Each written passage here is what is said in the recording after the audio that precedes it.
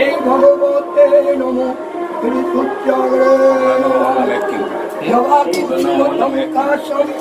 কাশ্যপে অঙ্গি অন্তর্গতাপবন পুনতস্মিন দিবাকরম সূর্যা ওই নমো নমো অখণ্ড মণ্ডলকাম বাক্য জনসারা দশিতং যেন দইটা মিষ্টির থালায় বসিয়ে দিন। ওম সহস্র দুধ আছে একটু দুধ দাও কিছু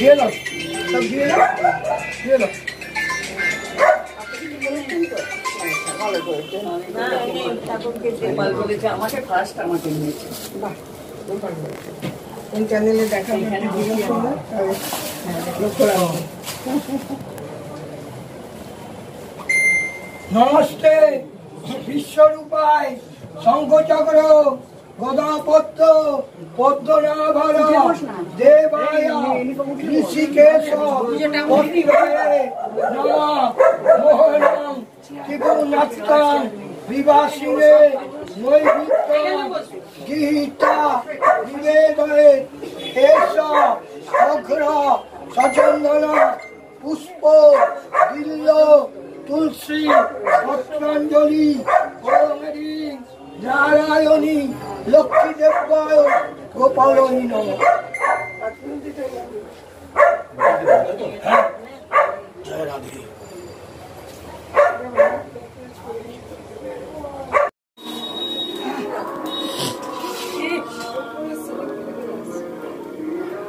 দেখো ফ্যানটা বন্ধ করতে বললাম তাই না কি হতো বলে দিলাম গোপালকে যে আগুনটা উঠছে তো আরে তুই ফোন কর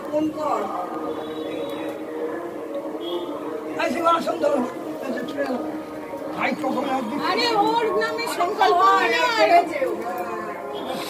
হবে না ওকে দিয়ে ও তো বললো তো হোমের সময় আসবে।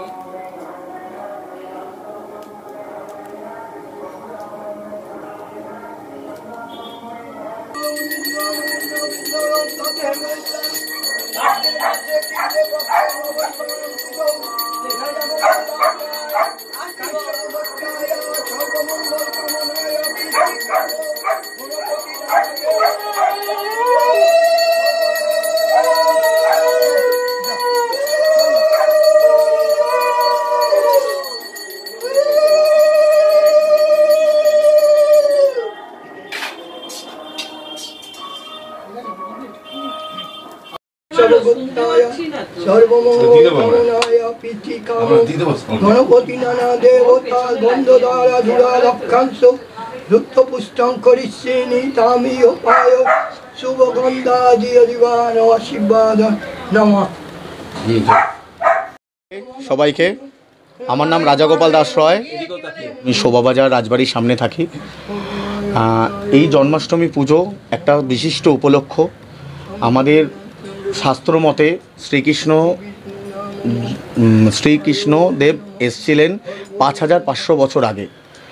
সেখান থেকে আমাদের একটি বই উপহার দেন, সেটার নাম হচ্ছে গীতা, শ্রীমদ্ ভগবদ্ গীতা। শ্রীমদ্ ভগবদ্ গীতা থেকে আমরা যতটুকু জানতে পেরেছি, মানে বেসিক্যালি আমি যতটুকু জানতে পেরেছি, শ্রীকৃষ্ণ দেব হচ্ছেন আমাদের চরম বন্ধু।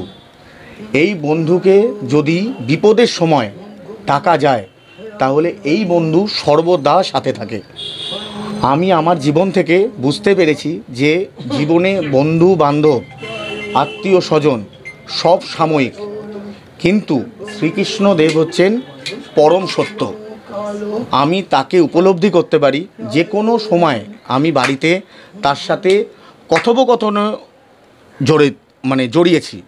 বেসিক্যালি আমি প্রত্যেক সময়, যখন আমি রাত্রিরে শুতে আসি, কোনো সময় যদি আমি আপসেট থাকি, তখনও তার সাথে আমি কথোপকথন করতে পারি। এটা আমার একটা বলতে পারি আধ্যাত্মিক ব্যাপার, কিন্তু আমি বুঝতে পারি যে সে আমাদের সাথে আছে।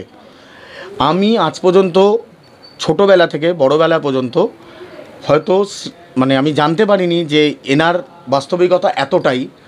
আমি যখন জানতে পারলাম যে আজ থেকে 8 বছর আগে আমি মায়াপুর ইস্কনে মেম্বারশিপ প্রথমে গ্রহণ করি। তারপর আমি মায়াপুর ইস্কনে প্রচুরবার যাই।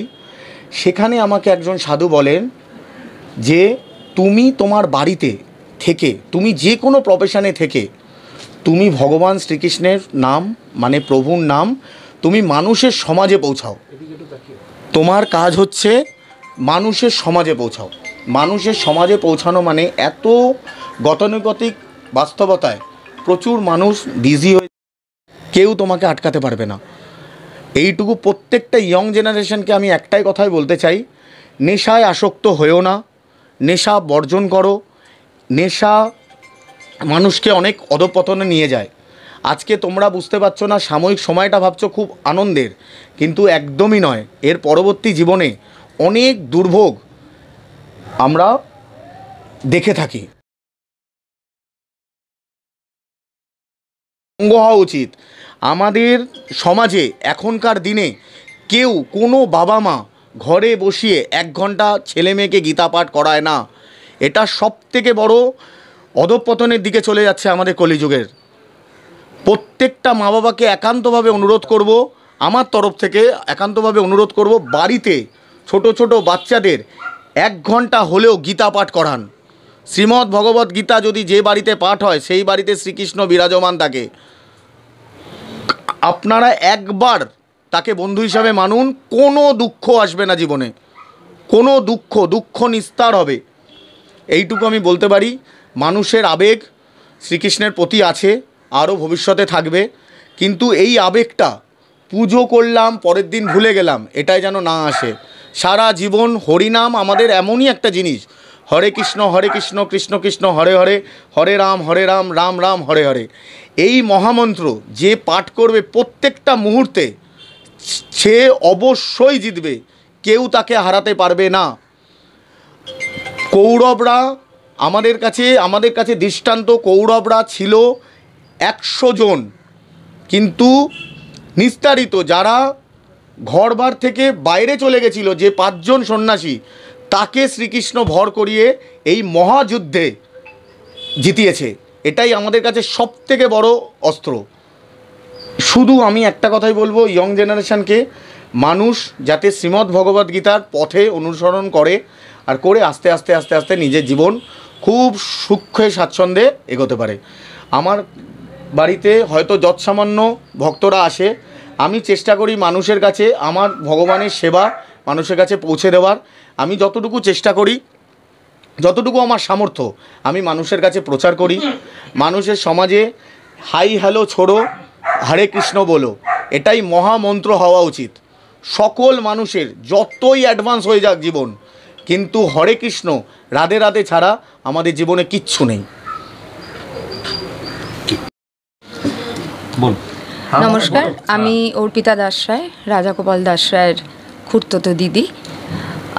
প্রতি বছরের মতো এবারও সুন্দরভাবে আয়োজন করেছে। আমরা যারা তার ভক্ত বা আমরা যারা প্রতিদিন তাকে স্মরণ করে থাকি, সেই সব ভক্তমণ্ডলী মধ্যে যারা আসবেন আজকে, যারা পারবেন আসতে, আপনারা সকলেই জানেন যে এই দিনে আমাদের যা অনাচার চলছে চারিদিকে। তো গীতা নিয়ে একটু আগেই আমার ভাই বলেছে, গীতার যে কথাটা, গীতা শুধুমাত্র আমাদের জীবনের সামাজিক এবং সমস্ত কিছু জীবন দর্শন যেটা, সেটা পুরোটাই রয়েছে গীতার মধ্যে। এবং গীতার মধ্যে শ্রীকৃষ্ণ বলেছেন যে এই পথটাকে ধরে চললে আমরা সব কিছুর মধ্যে থাকতে পারবো। উনি কিন্তু বলেননি যে আমরা এর বাইরে গিয়ে বা নিজেকে কিছু জিনিস থেকে সরিয়ে এনে আমরা এগোতে পারবো বা আমরা মানে ঈশ্বরের কাছে ততটাই ক্লোজ হতে পারবো, তা নয়। ব্যাপারটা হলো যে আমরা সব কিছুর মধ্যে থেকেও ঈশ্বরকে ডাকতে পারি, এটা শ্রীকৃষ্ণ বলেছেন। এবং তার অবতার যারা এসছেন তাদের একটাই কথা, সংসারের মধ্যে থেকেও কিন্তু আমরা ঈশ্বরকে ডাকতে পারি। এবং সেই হিসেবেই সব কিছুর মধ্যে থেকে গীতা পড়ে, যেটা প্রত্যেকটা বাচ্চা বলে নয়, প্রত্যেকটা মানুষের মধ্যে অন্তত যারা পারবে, যতটুকু সময় যারা পারবে, প্রতিদিন যদি তারা গীতা নিয়ে একটুখানি চর্চা করে, তাহলে হয়তো তাদের জীবনাদর্শ অনেক বেশি উন্নত হবে। আর সবশেষে একটাই বলি, এই রাধে রাধে কথাটার একটা তাৎপর্য আছে, এটা আমারও জানা। এই তাৎপর্যটা একটাই যে রাধে রাধে কথাটা মানে শ্রীকৃষ্ণ রাধার নামে খুব খুশি হন, কারণ রাধা শব্দের অর্থ হলো সরলতা। যেখানে সরলতা এবং সততা থাকে সেখানেই কৃষ্ণ বিরাজমান। যেখানে কোনো রকম দুর্নীতি বা অনাচার সে মুখে বলবে, হয়তো করবে না, সেখানে কিন্তু তিনি শত চেষ্টাতেও থাকবেন না।